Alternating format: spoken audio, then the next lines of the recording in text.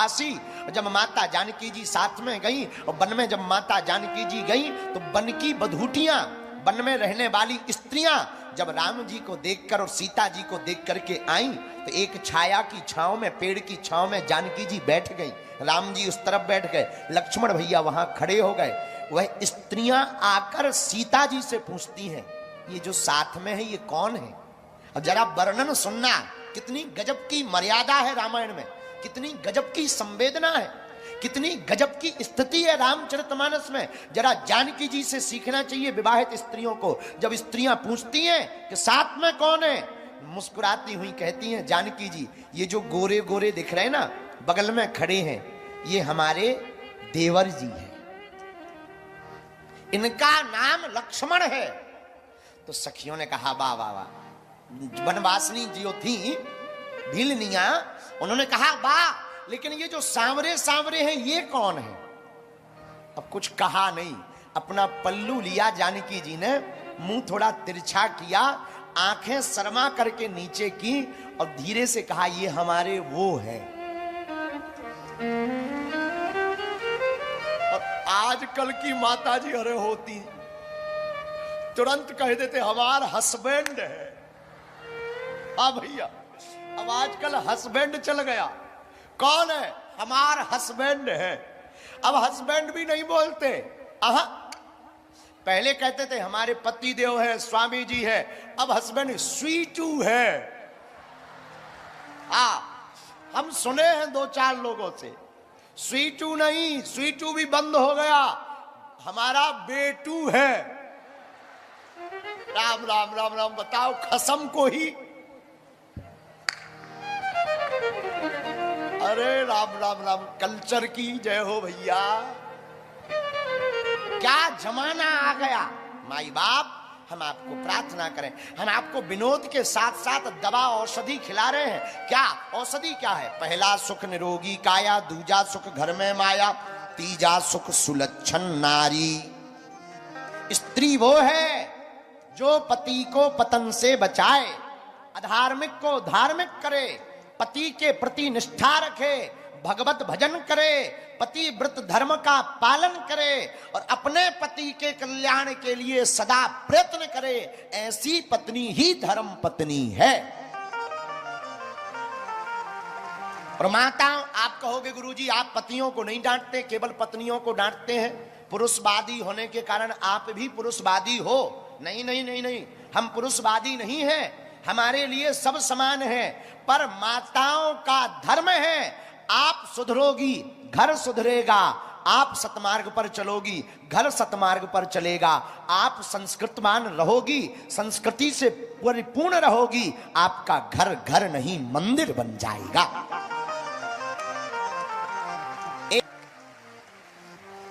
इसीलिए सुखों में पहला सुख निरोगी काया, दूजा सुख घर में माया, तीजा सुख सुलक्षण नारी, चौथा सुख सुत आज्ञाकारी।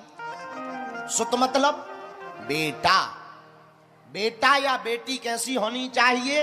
आज्ञाकारी होनी चाहिए। बोलो सीताराम, जोर से बोलो। अच्छा, तो आज्ञाकारी का मतलब जो आज्ञा का पालन करे। कैसा होना चाहिए बेटा और बेटी? रामचरितमानस से सीखो। कहां लिखा है? राम जी के अवतार के बाद जब राम जी बड़े भय, सब लोग चौपाई गाते हैं, बच्चों पढ़ो, सुनो, गाओ और सीखो। क्या? प्रातः काल उठ के रघुनाथ, प्रातः काल उठ के रघुनाथ, मात पिता गुरु नाम पाता, मात पिता गुरु नाम पाता। श्री राम जय राम, श्री राम जय राम, जय जय राम,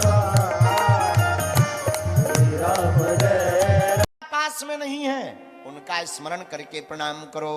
ऐसा बालक आगे चल करके राम जी जैसा महान होता है। बोलो सीताराम। अब तो प्रणाम करने की प्रथा ही बंद हो गई। पहले प्रणाम करते थे तो माथा रखते थे, अब आजकल मिस कॉल मारते हैं, गुरुजी। घुटनों के कई लोग पढ़ लेते हैं, हमारे तो कई लोग घुटनों, गुरुजी। यही महाराष्ट्र का एक लड़का आया, अच्छा बॉडी तगड़ा, बॉडी वाला बिल्डर, बहुत मोटा ताजा। बोलो गुरुजी, हम भी कम नहीं है, अपन भी बुंदेलखंडी गुरु हैं।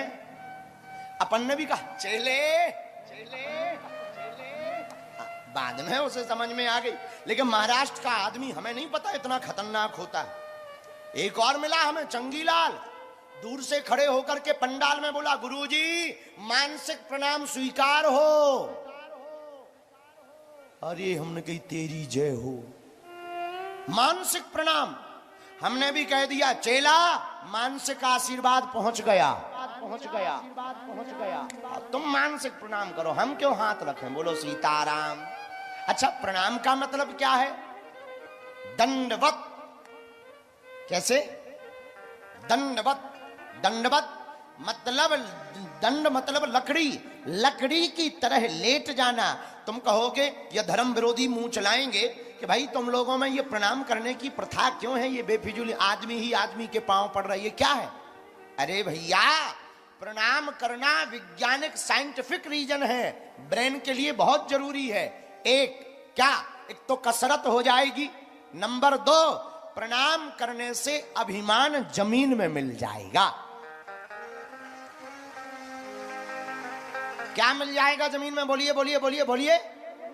अभिमान, ईगो, अहम नहीं रहेगा। अभिमान पतन का प्रमुख द्वार है। अभिमान से बचने के लिए युवानों को, बच्चों को, अपने गुरुदेव को, संतों को, विद्वज्जनों को, आचार्यों को, माता को, पिता को, ऋषि को, मुनि को, महात्मा को, साधु को, वेद को, पुराण को, सदग्रंथ को, धर्म दंड को, धर्मध्वज को, तीर्थ स्थल को, देवालय को, भगवत स्थान को दंडवत प्रणाम करके जो बालक बालिका नमस्कार करते हैं, बालकों को दंडवत करना चाहिए, स्त्रियों को साधारणतया प्रणाम करना चाहिए। ऐसा करने से अभिमान रहित होता है। अभिमान रहित होते ही स्वाभिमान जगता है और भगवान हृदय में भर जाते हैं। रावण का विनाश किसी कारण नहीं हुआ, एक कारण, रावण विद्वान था, रावण बलवान था, चलत दशानन डोलत अवनी। लेकिन रावण का विनाश होने का मूल कारण है अभिमान। क्या है? अभिमान। अभिमान क्या है? मैं ऐसा हूं, ये मैं ही खतरनाक है। मैं करके बकरा बोलता है, काटा जाता है। ये मैं खतरनाक है, बकरा मैं करता है, काटा जाता है। इसलिए मैं बेकार है, हम अच्छा है। भैया, हम नहीं है कुछ, मैं नहीं हूं कुछ, जो है सब परमात्मा है। बोलो सीताराम। हम नहीं कहते, एक कवि हमको कहते थे, अहम की अकड़ ज्यादा चल नहीं सकती, मौत की घड़ी कभी टल नहीं सकती, लूट कर दौलत भले ही जमा कर लो, पर पाप की कमाई कभी फल नहीं सकती। इसलिए अभिमान से बचने के लिए आयुर्विद्या यशोबलम चत्वारि तस्य वर्धन्ते, आयुर्विद्या यशोबलम। जो प्रणाम करता उसकी 4 चीजें स्वतः बढ़ती, आयुर्विद्या यशोबल। इसलिए पहला सुख निरोगी काया, दूजा सुख घर में माया, तीजा सुख सुलक्षण नारी, चौथा सुख सुत आज्ञाकारी, पांचों सुख प्रभु मैं जग देखा। ये बहुत अच्छा है। अब 5वां सुख क्या है? जब इतनी कृपा भगवान की हो जाए तो भगवान को पाने के 3 सूत्र हैं। कितने सूत्र हैं? बोलो बोलो बोलो। भगवान की प्राप्ति के शास्त्रों में 3 सूत्र बतलाए। कौन कौन? नोट करो। पहला सूत्र, जगत में भगवान को देखना। क्या करना? जगत में भगवान को देखना। यो माम पश्यति सर्वत्र, सब जगह भगवान को देखना। कौन सी दृष्टि से? हम लोग जब कथा कहते हैं